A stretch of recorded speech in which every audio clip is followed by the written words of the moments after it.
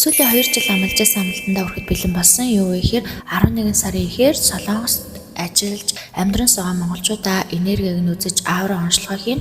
За мөн амралтын өдрүүдээр бяцлаглалын хичээл заахаар болсон. Аавра энерги үзүүлснээр ямар ач холбогдолтой вэ гэхээр та яг одоо таны биеэс ялгарч байгаа үндсэн долоо хүрдний идэвхжэлтэй хэдэн хувьтай ажиллаж байна вэ?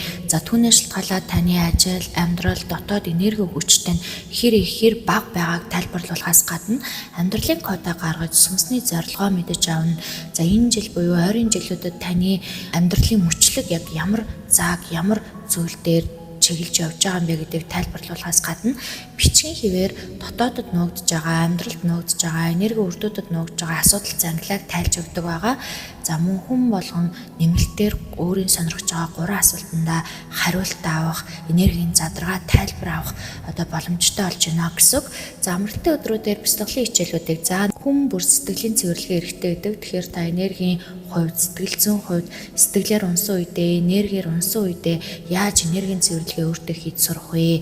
За мөн хэрхэн яаж бяцлагж сурах вэ? За сэтгэлийн энерги шинжилгээний тулд, засахын тулд, энерги өсгөхийн тулд ямар бяцлаглуудыг хэрхэн яаж хийж сурах вэ гэдэг энергийн хичээл, бяцлаглалын хичээл заахаар болсон. За энэ нь бол та хаана яаж амьдарч байгаас үр шалтгаалan хүн бүрд сэтгэлийн цэвэрлэгээ хэрэгтэй байдаг. Энергийн цэвэрлэгээтэй, энергийн зөвлөгөөтэй танхим бяцлаглалын хичээлүүдийг заахаар болсон.